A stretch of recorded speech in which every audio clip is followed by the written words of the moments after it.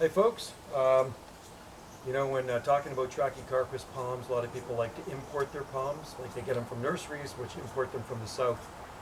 Locally grown palms are always the best from locally harvested seed. Here's some of our own locally grown palms. I grew these ones years ago and planted them back in the 1990s. And you can see it's thriving basically on neglect. We don't use any chemical fertilizers on these things. We use mulch and we do water them in the summertime. So it does get maybe a little bit of help, but other than that, really they're growing in pretty poor soil. They're growing in the native soil. And you can see it's got fronds from top to bottom.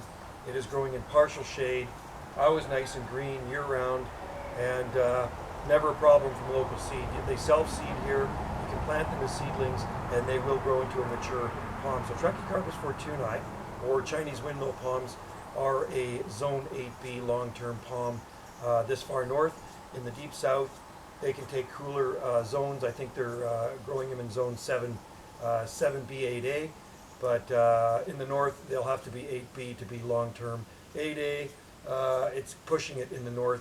When I lived in 8A before here, I've seen them severely damaged and winter kill in bad winters in zone 8A. We're 9A here at our location on Salt Spring Island in northern zone 9A. So our minimum temperatures don't dip below 20 degrees Fahrenheit or about minus 6.5 degrees Celsius.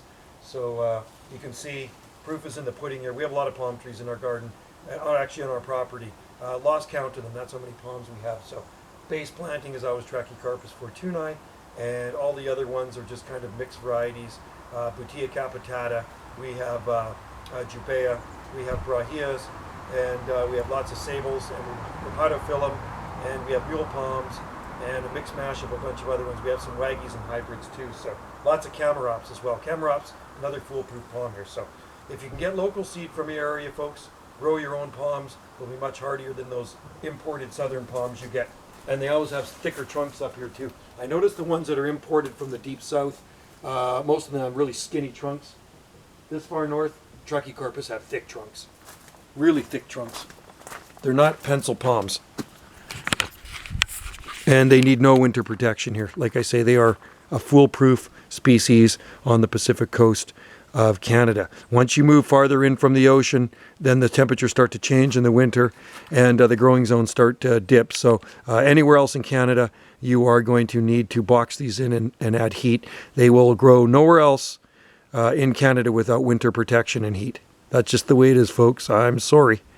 So you can grow them in your yard in other parts of Canada, but make sure to box them in and add some sort of heat with them to keep them going through the winter time. All right. Thanks for watching. Cheers.